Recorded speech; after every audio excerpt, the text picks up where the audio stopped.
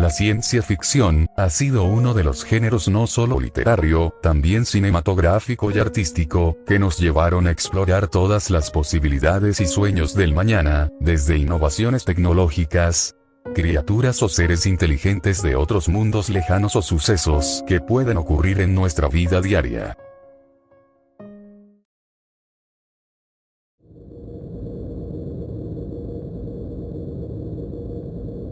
Pero a veces, la ciencia ficción también nos ha llevado a caminos donde, la ciencia y la tecnología se ha convertido en una maldición para la humanidad que llegaron a sellar su destino. Nos ha llevado a universos distópicos donde la corrupción, la miseria humana y la ambición, llevaron a la sociedad o al universo, a una vida calamitosa, o incluso encontrarnos con formas de vida tan peligrosas que pondría en riesgo nuestra integridad y estilo de vida. Te preguntarás, ¿qué tan horrible sería vivir en ellos? ¿Cómo sobreviviríamos? ¿Qué destinos son peores que la muerte? Bueno, lo verás. Así que te presento los peores universos de la ciencia ficción para vivir. Universo de Voice. Parece que por mucho que intentemos escapar, no podemos escapar de nuestras viejas vidas. Supongo que nadie puede correr tan rápido. Me debatía conmigo mismo si incluir el universo DC o Marvel, pero como es un vasto universo y de distintas líneas temporales que conforma, decidí elegir la historia donde destroza el concepto de los superhéroes. No solo mencionaré a la serie de Amazon, también mencionaré al cómic. Si alguna vez has tenido la oportunidad de ver en la televisión los numerosos escándalos de muchas celebridades, desde el mundo de la actuación, la música, los influencers, etc., combina eso pero con personas con superpoderes. La compañía antagónica de este universo, Vought International, una empresa que desbancaría Disney, Amazon y Microsoft, tiene control total de Estados Unidos, de sus instituciones y de los medios de comunicación, para silenciar todo escándalo que perjudique a los héroes. Vought International vende a los superhéroes como celebridades benevolentes e influyentes, y como objeto de promoción, pero en realidad son narcisistas, sádicos o directamente criminales. En este universo la gente común es sacrificable, ya sean accidentes, siniestros o tragedias donde salen involucrados los héroes, o recordemos el caso de Robin, novia de Hughie, o el ataque de Translúcido, donde muestran que los superhéroes no tienen empatía por los civiles. Si esto le pasó a una ciudadana, quien tuvo la mala suerte de estar en el camino de un velocista sobrehumano, dejo a tu imaginación cómo serían las batallas entre héroes y villanos. O recuerda el momento del avión, en la serie y el cómic. Vought tiene metida las manos en el gobierno, tanto que puso a su propio presidente. Ninguna agencia está por encima de Vought, ni mucho menos la CIA, es por eso que esta última tiene a su recurso más importante: los muchachos. Las únicas personas capaces de hacer frente a estas supercelebridades, registrar las peores atrocidades, crímenes, fechorías y escándalos que los pueden exponer si así lo quieren, escándalos que dejarían a Epstein, Diddy, Dan Schneider, etc. en segundo plano, todo esto para usarlos en su contra para la obtención de más información de otros grupos de héroes. Y lo peor es que, este equipo no solo va contra grupos de héroes muy conocidos, sino incluso contra grupos de héroes de segunda o tercera categoría, incluso a héroes benevolentes, es decir, superhéroes de menor relevancia e inocentes, más centrados en servicios a la comunidad. Una cosa es ver a nuestros héroes favoritos en los cómics, en el cine y en la televisión, en campañas de calidad o en realities, pero cuando están fuera del ojo público, se desatan sus más reprobables fechorías. Pero, te contaré una cosa. Superman vino de un planeta lejano y criado por un humilde matrimonio americano. Spider-Man obtuvo sus poderes por la mordida de una araña radiactiva. Thor es un dios nórdico armado con un poderoso martillo. Los X-Men son personas con habilidades extraordinarias. Batman es un niño que quedó huérfano por culpa de un asaltante, pero es rico y usa su fortuna para combatir contra el crimen. ¿Y por qué te cuento esto? Bueno, una gran diferencia de estos héroes a estos héroes es que fueron creados por la propia compañía. No fuiste bendecido por dioses, no vienes de un planeta lejano o perteneces a un reino perdido de sobrehumanos. Fuiste producto de una empresa multimillonaria y peor, con el permiso de tus propios padres. Desde bebés se les inyecta el químico conocido como compuesto B, que una vez inyectado en el torrente sanguíneo del bebé desarrollaría sus poderes. Bueno, ¿qué poderes podría tener? Por lo que si obtienes superpoderes dignos de un héroe verdadero, tienes oportunidad de brillar en la farándula, participar en concursos financiados por la propia compañía y realities estilo Dance Moves. Pero si obtienes poderes absurdos o inútiles, no serás más que un experimento fallido, para después ser encerrado en una suerte de sanatorio, donde si no demuestras mejora, serás eliminado y desechado, todo con la triste aprobación de tus propios padres. Universo Fallout. La guerra. La guerra no cambia nunca.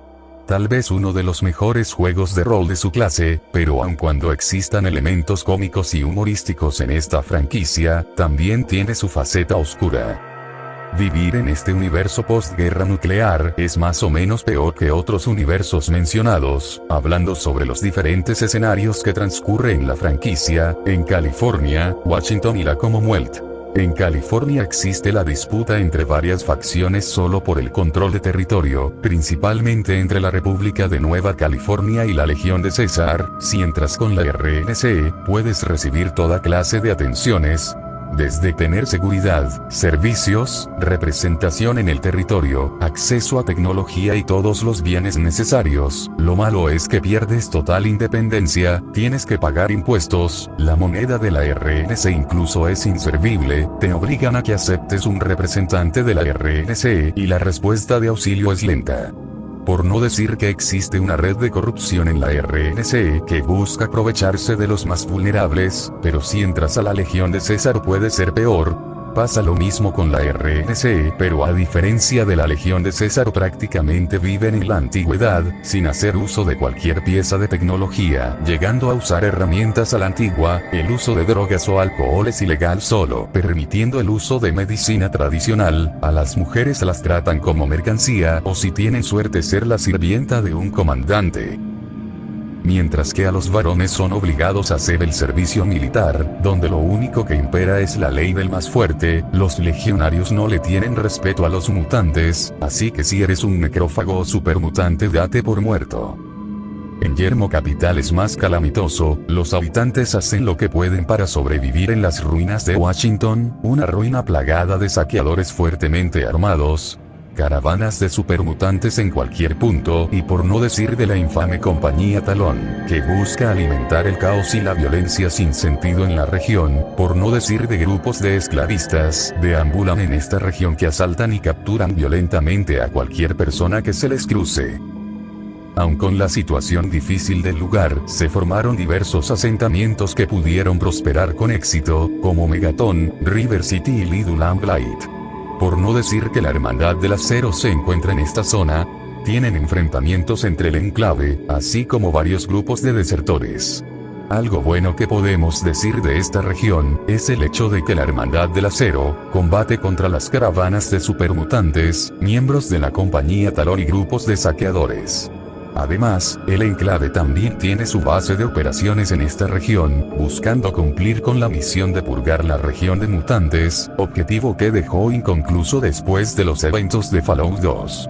En la Commonwealth, es algo parecido a Yermo Capital, en esta región plagada de saqueadores peligrosos y armados de uñas y dientes, entre ellos los más infames están los artilleros y los forjados, robots enloquecidos sueltos en la zona, una fauna extremadamente hostil y supermutantes, se encuentra también rodeada de sintéticos, humanoides pertenecientes a una facción conocida como el Instituto, una organización que posee tecnología avanzada, capaz de producir androides tan perfectos para pasar por humanos reales. Además existe una facción benevolente conocido como los Minutemen, un grupo de voluntarios que ayudan a los más desafortunados e indefensos, dígase, una RNC si tuviera la motivación para ayudar a los habitantes, dependiendo de qué facción unirnos, podemos reconstruir a los Minutemen y garantizar una buena estabilidad en la región. Mientras que con otras facciones como la Hermandad del Acero o el Enclave, es más o menos positivo, la Hermandad del Acero busca la recolección y resguardo de cualquier pieza de tecnología para evitar el uso abusivo. Los miembros de la Hermandad del Acero nacen, viven y se entrenan única y solamente para la Hermandad, sin permitir a los miembros o iniciados salir a la superficie o interactuar con extranjeros. Los iniciados llevan un rígido pero estricto adiestramiento militar, conocimientos científicos y demás actividades. Existen incursiones al exterior pero con objetivos principales antes mencionados, pero que envíen a unos miembros para recuperar una tostadora es exagerado. Con el enclave es vivir prácticamente en una especie de fascismo ultranacionalista. Lo peor de todo, es que tratan a los habitantes del yermo, aun cuando seas 100% humano, eres visto como un mutante. Lo peor estaba en el yermo radiactivo, plagada de bandas de saqueadores o caníbales, por no decir de la fauna mutada, animales mutantes como ratas topo, mutarachas, cazadores, mutascopiones o los temidos sanguinarios. Si tienes mala suerte puedes toparte con grupos de necrófagos salvajes o una incursión de supermutantes armados hasta los dientes. Pero oye, Vault-Tec creó refugios para garantizar la seguridad y comodidad de los habitantes del infierno radiactivo, ¿verdad? Bueno, es un sí y no. Vault-Tec había prometido la construcción de casi 100.000 refugios en los Estados Unidos. Aunque en realidad se habían construido un total de 400 refugios, resguardos para personas especiales. En el peor de los casos, Vault-Tec tenía intenciones siniestras, llegado a utilizar a los moradores como ratas de laboratorio para toda clase de experimentos, desde estudiar los efectos de la radiación, el uso de drogas alucinógenas. Encerrar a personas inteligentes para crear una sociedad de humanos inteligentes, encerrar a una familia y aislarla por 50 años o incluso encerrar a 900 mujeres con un solo hombre. Aunque algunos refugios sí fueron creados para garantizar la seguridad de los habitantes y crear asentamiento en el yermo, algunos refugios no tuvieron tanta suerte, algunas siendo invadidas por saqueadores, por conflictos internos, alguno falló en un experimento o asaltadas por grupos de supermutantes. Universo Alien. No sé qué especie es peor. Al menos entre ellos no se matan por un maldito porcentaje. En la saga de Alien, está marcada por un futuro distópico. En este universo, el auténtico peligro no es solo la existencia de una de las criaturas más peligrosas jamás conocidas del universo, el xenomorfo, también se vive la competencia entre varias corporaciones, un estilo de vida brutal entre el abuso corporativo, la explotación laboral y el aislamiento. La vida de los colonos de varios planetas, algunas bajo el control de la inescrupulosa Weyland-Yutani, está marcada por largas jornadas laborales de 18 horas, las condiciones de trabajo, principalmente en actividades mineras en varios planetas, es una sentencia de muerte, con un sueldo miserable con deducciones por oxígeno, alojamiento y equipo, comida sintética y en muy malas condiciones, empleados bajo contratos abusivos, dormitorios masificados que parecen más a camarotes de prisiones. Eso sí, si muestras inconformidad o protestas, la compañía te cortan suministros y servicios. Pero, ¿crees que la minería y extracción de gas de un planeta desconocido es uno de los trabajos menos recomendados?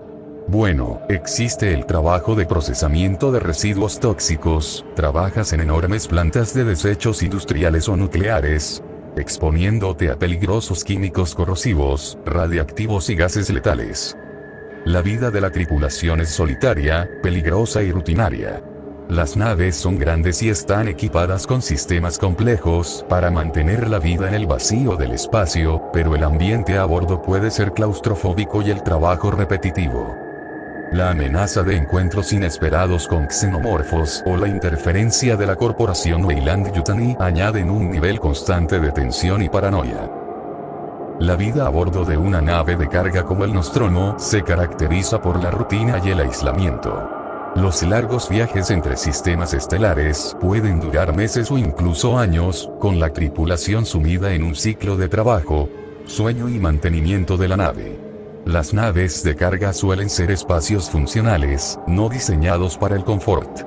La tripulación vive en camarotes reducidos, con acceso limitado a zonas comunes y entretenimiento.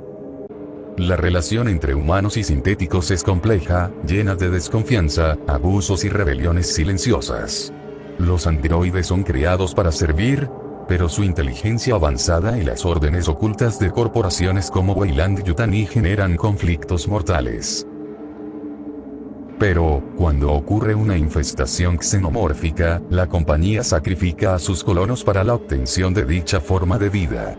Ya sea por negligencia intencional, experimentación ilegal o encubrimientos mortales, la compañía sabe del peligro que representa el xenomorfo, por lo que permite la infestación para priorizar la captura de la criatura para usarlos como arma biológica. Además, los androides, como David H. Bishop II, siguen órdenes de la compañía para capturar al xenomorfo, sin siquiera preocuparse por la seguridad y condición de los humanos, sin importar si sean hombres, mujeres, ancianos o niños. El Protocolo Especial 937, que autoriza tirar naves, colonias y equipos, eso incluye sacrificar a la tripulación, si hay posibilidad de obtener el espécimen.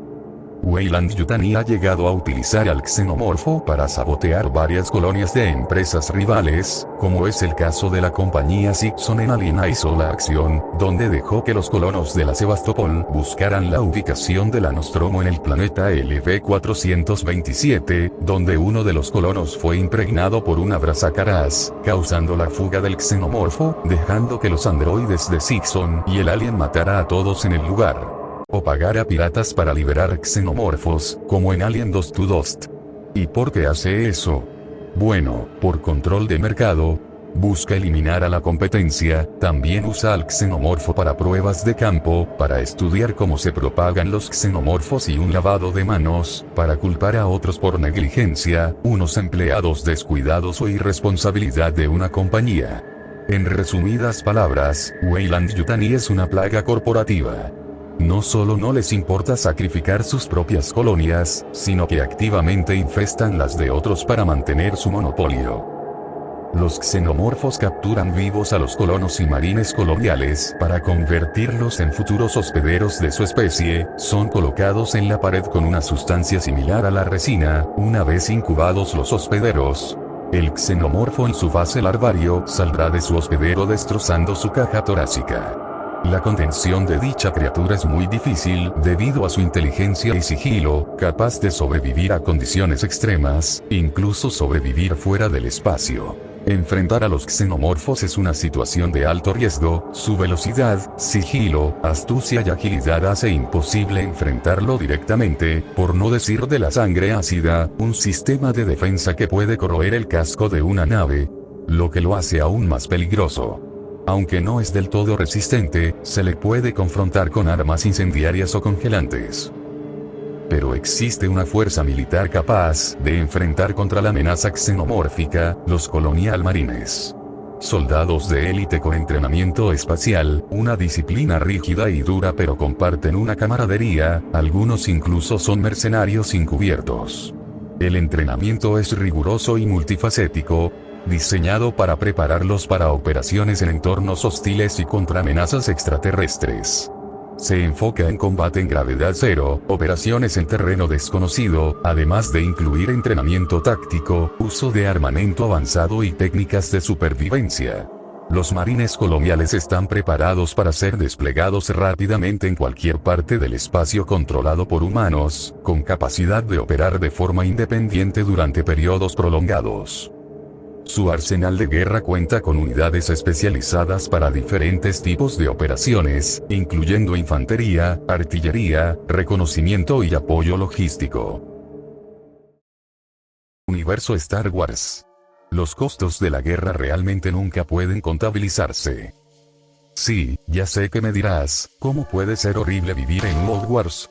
Bueno, es mucho peor de lo que crees, bueno, casi peor. Vivir en el universo de Star Wars, no solo hablando del canon actual, sino del tristemente descanonizado universo expandido. Muchos de los planetas de la galaxia podrían matarte, entre ellas las constantes guerras que han ocurrido, desde las guerras clon hasta la guerra civil galáctica. El conflicto es constante y principalmente en planetas y ciudades en disputa, son enteramente destruidas, como en Geonosis, Mandalore, o incluso, si tienes tanta mala suerte, Alderaan.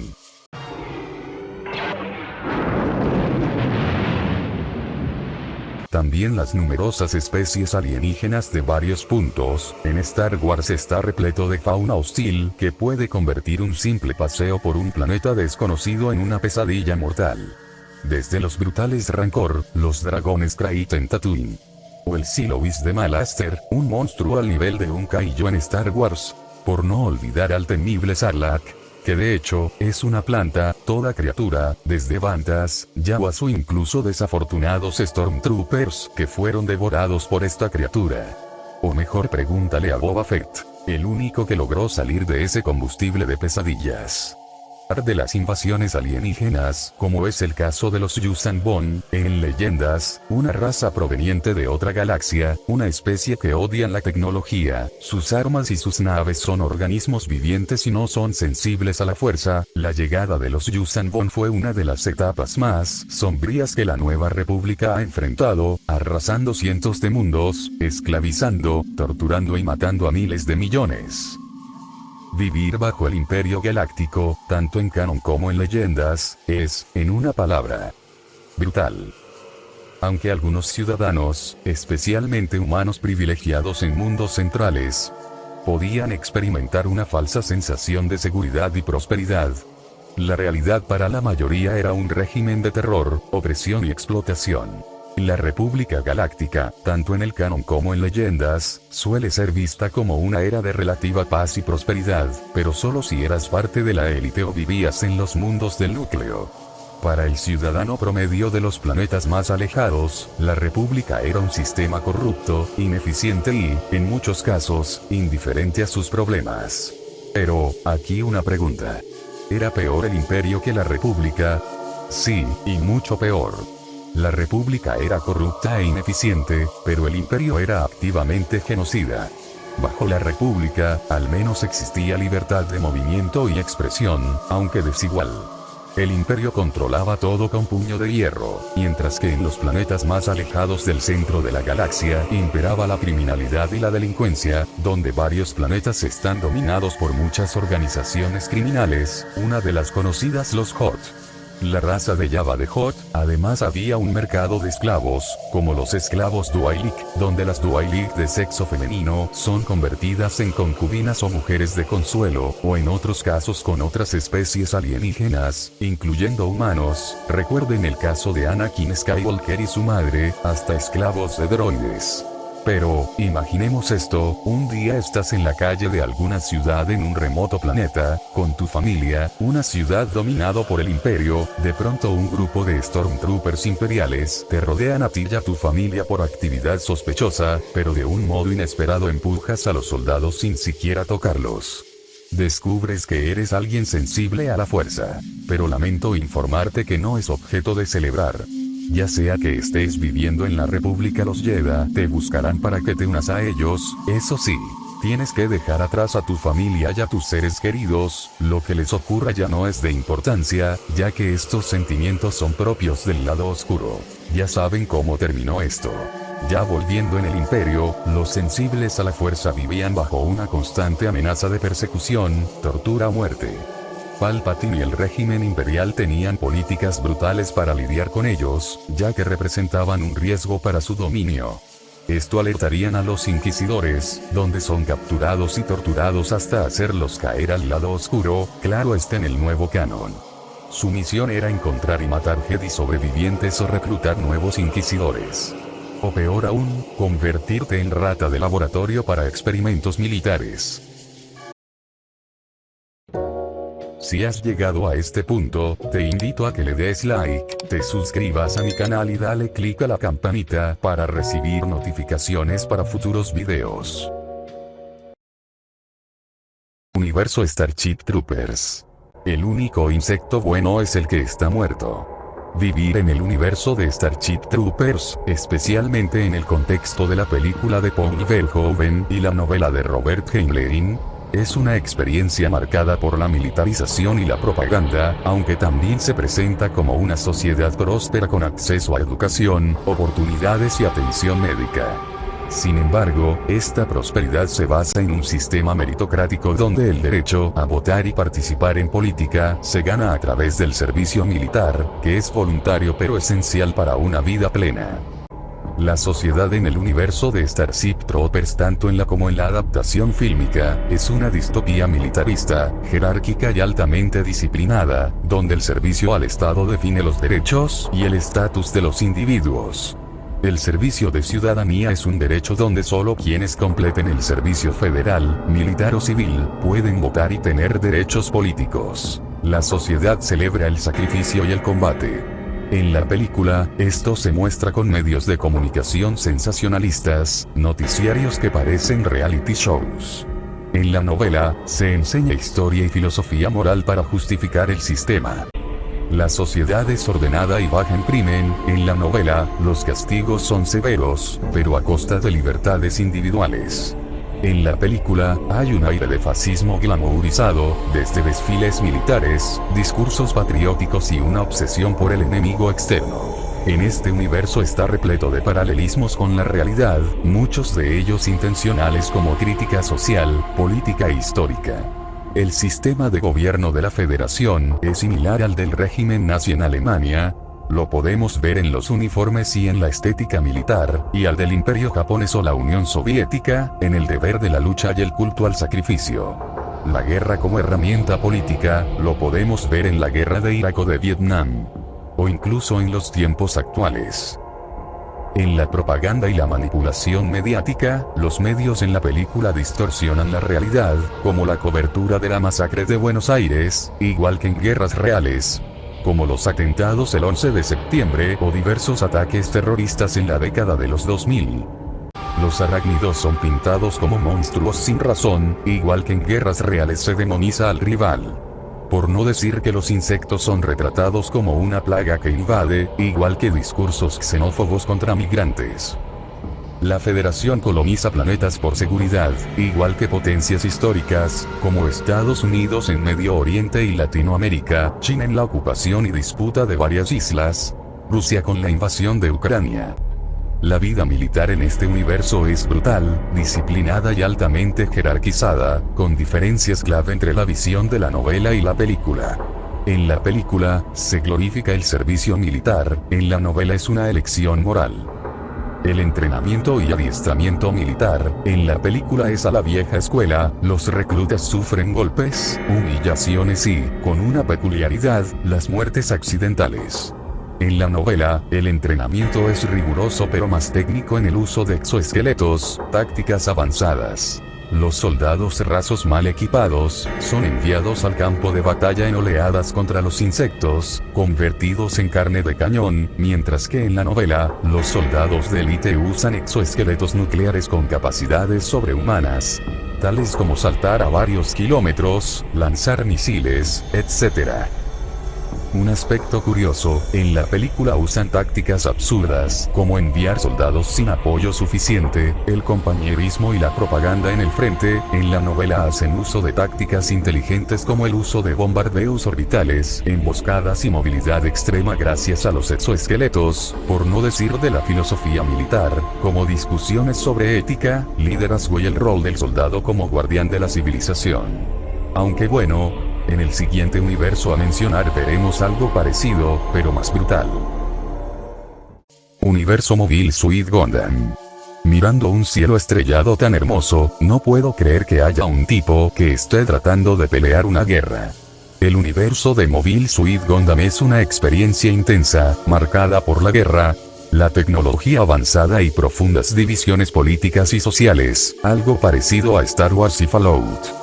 Dependiendo de la época y la ubicación en la galaxia, ya sea en la Tierra, en las colonias espaciales, en la Luna, etc., tu vida podría variar drásticamente, tanto para los civiles, militares, etc.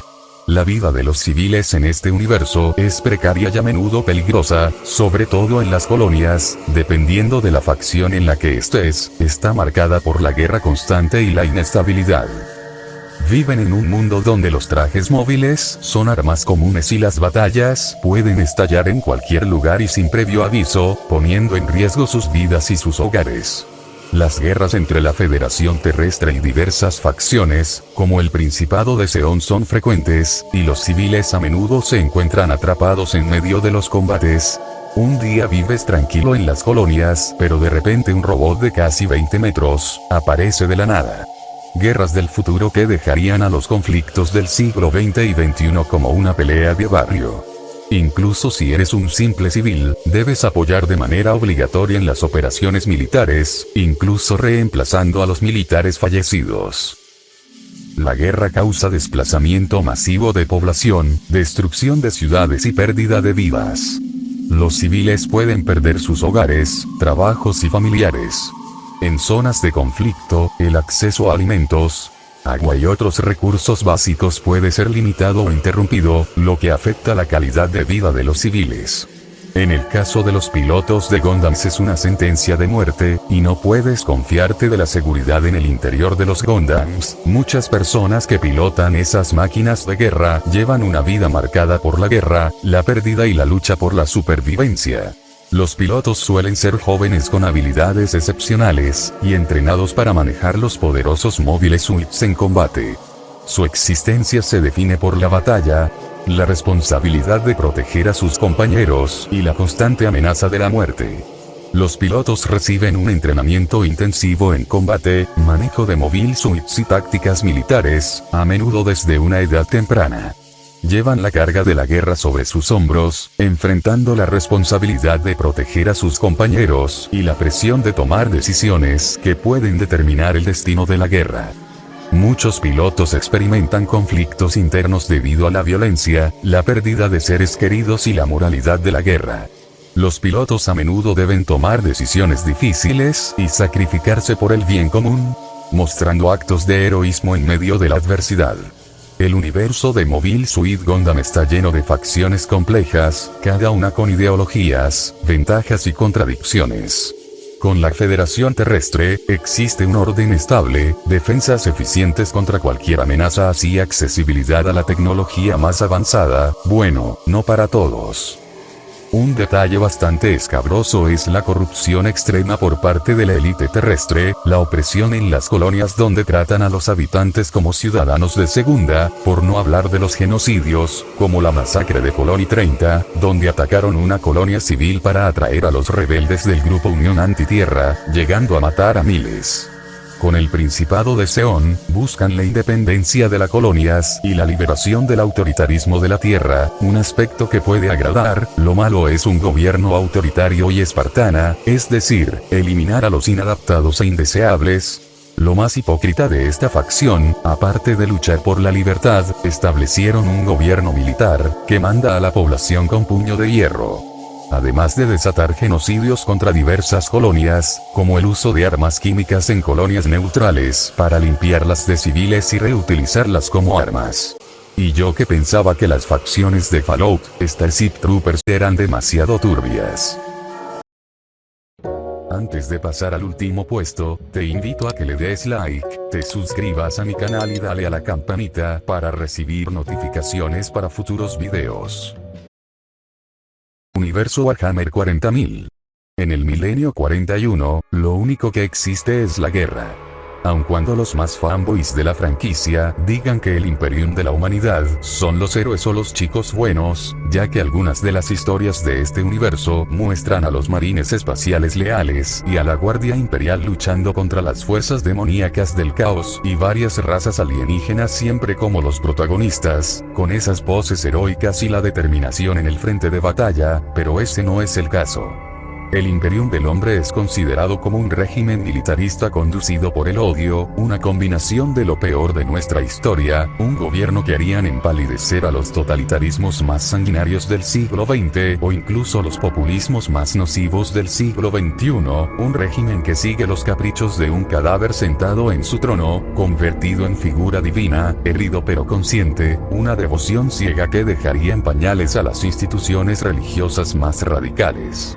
Ser un ciudadano del Imperium es prácticamente vivir en una futurista Edad Media, donde lo único que importa es trabajar por largas horas en enormes y gigantescas ciudades, también conocidas como ciudades colmena, ciudades donde imperan la miseria y la pobreza, gobernados por instituciones donde impera la corrupción y una excesiva pero abusiva e ineficiente burocracia, donde los niveles más bajos habitan los más pobres y miserables, mientras que el punto más alto se encuentra las clases privilegiadas. Los ciudadanos tienen que servir obligatoriamente a los mandatos del Imperium. Pero existía destinos incluso peores, morir en dichas ciudades haciendo trabajos pesados y peligrosos, y si llegas a morir tu cuerpo se puede convertir en alimento para los ciudadanos o incluso para las fuerzas armadas. Y otra cosa, como el Imperium no confía en las inteligencias artificiales, si eres un convicto o un proscrito puedes terminar como un servidor, ¿y qué es un servidor exactamente? Pues no serás más que un cerebro humano dentro de un complejísimo entramado de hierro, cables y carne putrefacta. Si tomamos como referencia de humanidad el cerebro, sería más máquina que humano. Si tomamos como referencia de humanidad la mente, será un esclavo sin opiniones propias, estás programado para servir sin excusas, y si mueres, tu cráneo se convertirá en un servocráneo, o tu grasa corporal para la creación de velas, de un modo y otro sigues en servicio sí o sí. Pero si eres un marín espacial y fuiste herido de gravedad o perdiendo alguna de tus extremidades te encierran en un Dreadnought. Seguirás peleando sí o sí en esos sarcófagos andantes. Una vez terminada la batalla te pondrán en estado vegetativo para la siguiente batalla. Hablando de marines espaciales, si quieres unirte, tienes que pasar por un pesado y mortal proceso de iniciación, un entrenamiento mortal peor que el auge de los espartanos o el adiestramiento militar de los mexicas. Si logras pasar serás sometido a una dolorosa modificación corporal, dándote fuerza sobrehumana, 2 corazones para convertirte en un super soldado, dígase, un ejército entero en un solo hombre. Entrar en el Astra Militarum, el ciclo de vida de un soldado raso es de casi 10 minutos, ya seas de los soldados de choque de Cadia, los Corps de la muerte de Krieg, la Legión de Acero de Armagedón, etc., eres carne de cañón de alguna fuerza enemiga. Ya sea que tu planeta natal esté bajo ataque de las fuerzas del caos, un enorme Wagorco, una insurrección Genestealer para después un enjambre tiránido o de pura sorpresa, que el planeta donde colonizaron resulta ser un mundo tumba Necrón, o caer ante el disparo de un comisario imperial solo porque no demuestras determinación en el combate. Solo para hacer un pequeño esfuerzo para después enviar a la caballería pesada. A los marines espaciales. Eso sí. Reza que te toquen los salamandras y no los caballeros grises, que terminan desatando purgas masivas. Pero eso incluye a los privilegiados, si te acusan por una supuesta traición o incluso te encuentran con acusaciones de herejía, puedes darte por muerto, mandándote a un largo, insufrible interrogatorio con la Inquisición o mandarte a sus sicarios sobrehumanos. Y eso pasa no solo con los humanos, sino también contra otras razas alienígenas menos hostiles, como los Tau o los Eldars. Si caes prisioneros los Eldars te pueden ignorar, pero si representas un peligro para ellos date por muerto. Pero mejor que no te toquen los Arlequines o los Drukhari. En el caso de los Tau, te pueden incluir en su sociedad, pero como ciudadano de segundo rango. Pero si eres un inquisidor o un Astartes igual, te matarán y harán experimentos contigo. Con los orcos, el caos o los necrones, mejor ni te digo. Pero si eres un guerrero Eldar o un soldado Tau, o un Gebasa, es decir, un humano al servicio de los Tau, rézale al santo de tu devoción. Y no quiero recordarte los genocidios masivos que el Imperium ha desatado en la galaxia contra algunas razas alienígenas o planetas considerados perdidos, solo para demostrar la superioridad del hombre. Si te gustó el video, no olvides darle me gusta y dejar tu comentario. Gracias. Suscríbete y dale click a la campanita para recibir notificaciones para futuros videos. Este es el diario de Robur, me despido. Gracias por ver el video. Nos vemos hasta la próxima.